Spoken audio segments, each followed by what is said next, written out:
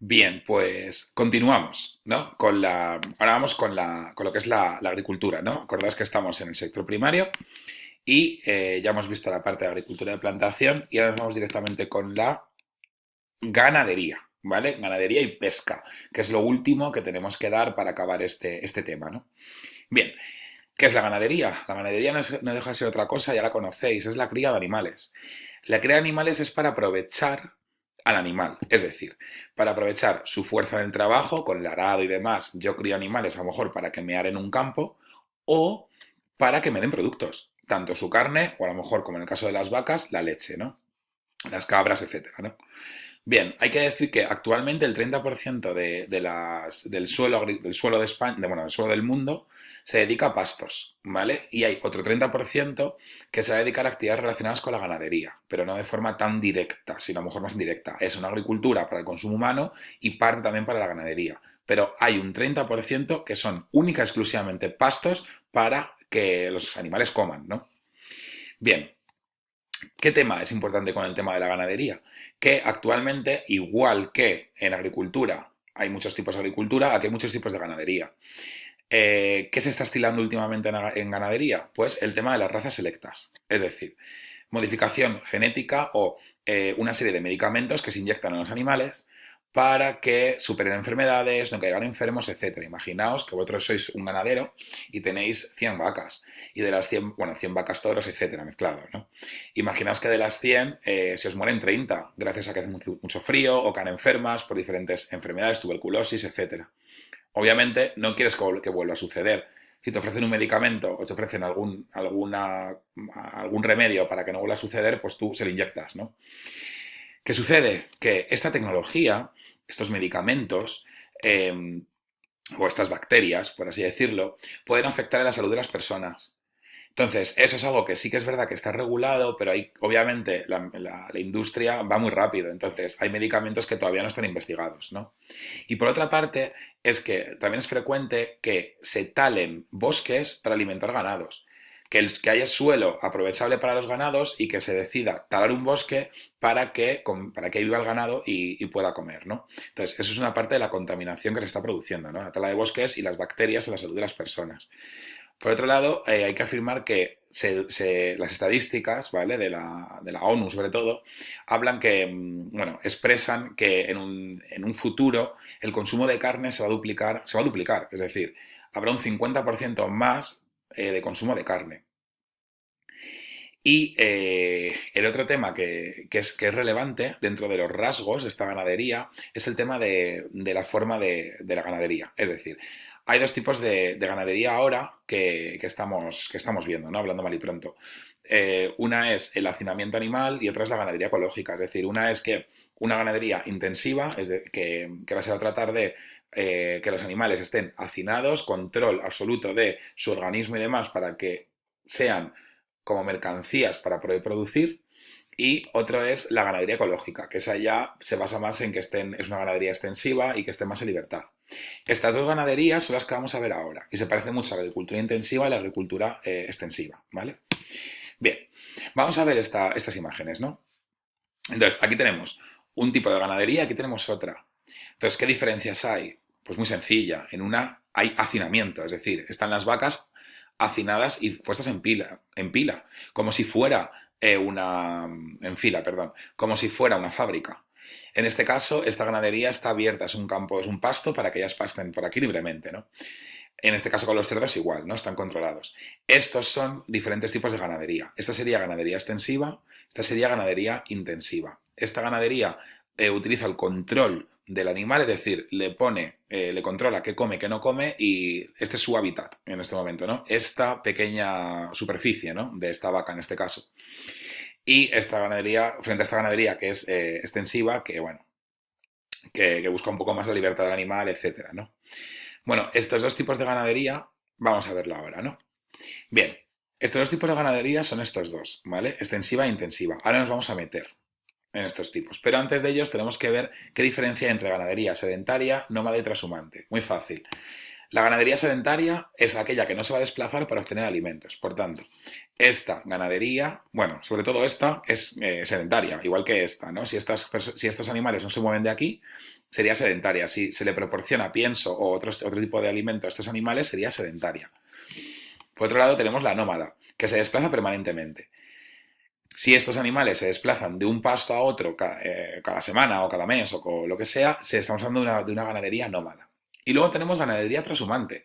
Trashumante es el desplazo estacional, es decir, si cada cambio de estación voy desplazándome, como hacen los animales o las aves, ¿no? Que vuelan siempre al mejor tiempo, al mejor clima, pues hablaríamos de ganadería trashumante. Si el pastor les lleva a diferentes pastos en función de la mejoría del clima, hablamos de la ganadería trashumante. Y luego tenemos los dos grandes grupos que vamos a ver ahora, ¿no? La ganadería extensiva y ganadería intensiva. Lo que me interesa a estos dos grupos es por qué existen, más que qué son. El qué son ya lo hemos visto, ¿no? Ganadería extensiva es una gran extensión de campo. Es esta, ¿no? Esta ganadería se suele dar en América, España y Rusia. ¿Qué pasa? Que esta ganadería tiene una escasa inversión, es decir, no hace falta montar una gran superficie, nada por el estilo, no, es que realmente no inviertes casi dinero, ¿no? Pero la productividad es muy baja, porque aquí tienes menos animales, menos controlados en un campo, ¿no? Entonces, la productividad, el producto final va a ser menor que en una ganadería intensiva. Y por supuesto, el precio de estos productos van a ser más caros porque el ganadero que tenga este estilo de ganadería tendrá también que vivir. Entonces, los productos que él venda van a ser bastante más caros.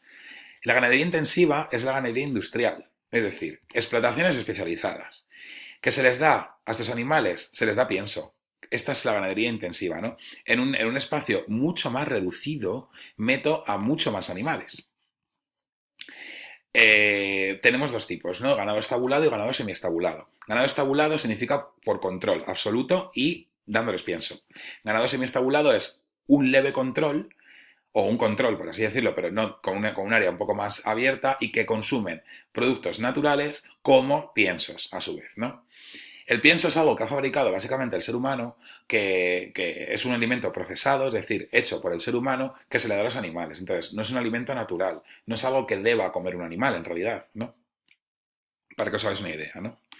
Bien, ¿qué tenía que hablaros de esto, ¿no? Con este tema? Hay un documental bastante interesante que se llama Cowspiracy, ¿vale? Entonces, si os fijáis en las imágenes, te habla de la vinculación que tiene el consumo de carne con la contaminación. Si os fijáis en estado que aparece cambio climático, aparece la destrucción de la selva, aparece monóxido de carbono y demás.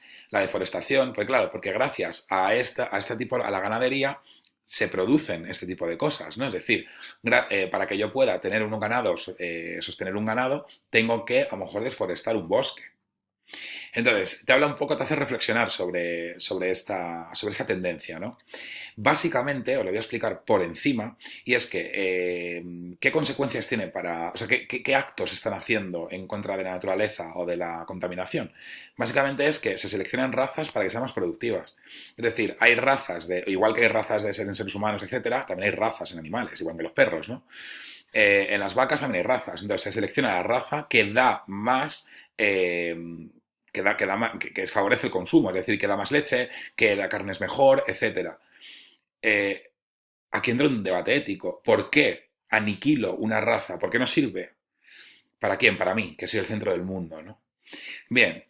Por otro lado, los piensos provocan un engorde rápido. Claro, a un pato o a un ganso, por ejemplo, ahí están los típicos documentales de cómo se hace el paté, etcétera, se le da un pienso para que engorde muy rápido y así sea más rápido, es decir, muera antes. Muera antes y la carne esté lista.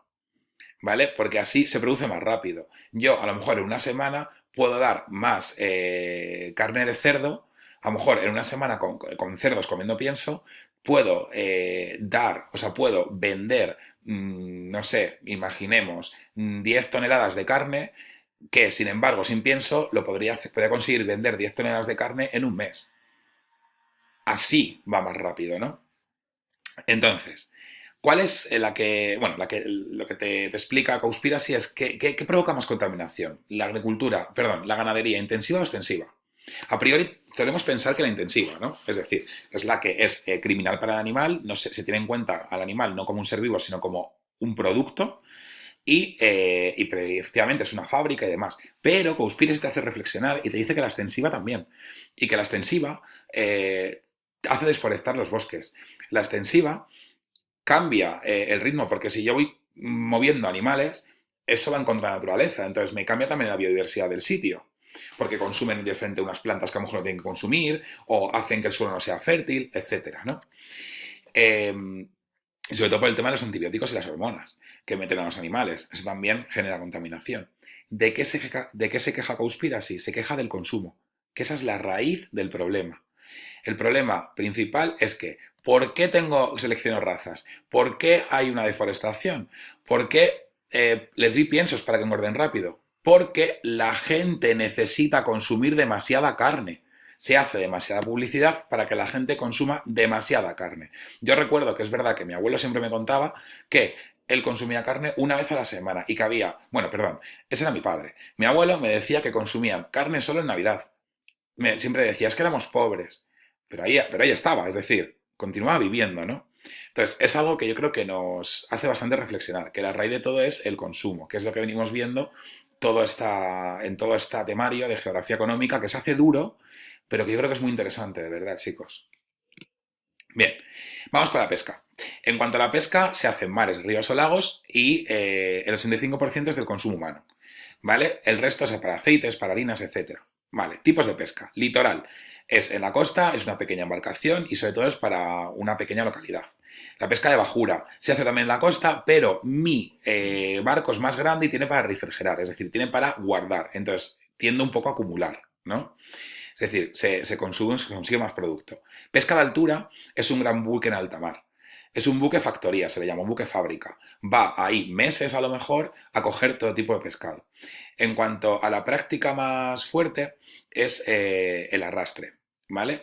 Ahora vamos a hablar de esto. Los caladeros, ¿qué son? Los caladeros es en la plataforma continental hay mucho plancton, entonces atrae mucho a los peces. De tal forma que los países tienen pesca alrededor de la plataforma continental. Entonces, cada país asume que la plataforma continental es suya. Entonces, hay acuerdos entre países para pescar en una costa o en otra. Si tú quieres pescar en la costa francesa, eres español, tienes que tener un acuerdo, España tiene que tener un acuerdo con Francia. Si no, no podrás pescar.